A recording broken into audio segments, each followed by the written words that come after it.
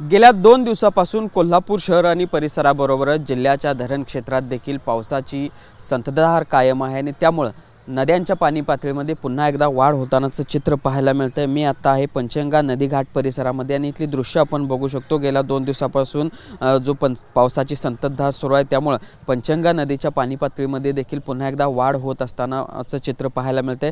सध्या पंचगंगा नदीची पाणी पातळी ही 23 फुटांवर जाऊन पोहोचलेली आहे आणि त्यामुळे आपण बघू शकतो नदीमध्ये जी काही छोटी मोठी मंदिरं आहेत ती देखील आता पुन्हा एकदा पाण्याखाली जायला सुरुवात झालेली आहे। जिल्ह्यातील 23 बंधारे आता पाण्याखाली गेलेले आहेत आणि त्यामुळे आपण बघतोय कशा पद्धतीने हे पंचगंगा नदीचं पाणी वाढतंय। अशाच पद्धतीने जिल्ह्यातील इतर नद्यांच्या पाणी पातळीमध्ये देखील वाढ होतानाचं चित्र पाहायला मिळते।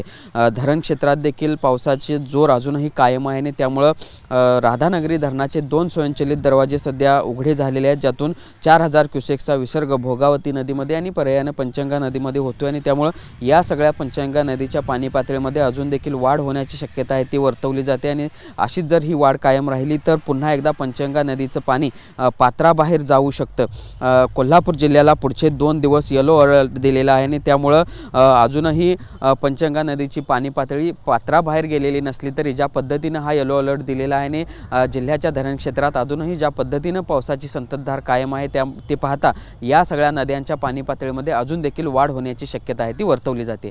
जर्नलिस्ट सुनील काटकरसह भूषण पाटील, TV9 मराठी, कोल्हापूर।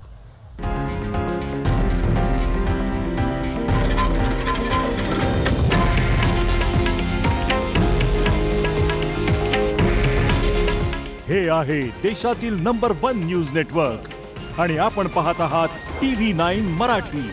काळजी तुमची, हित महाराष्ट्राचं।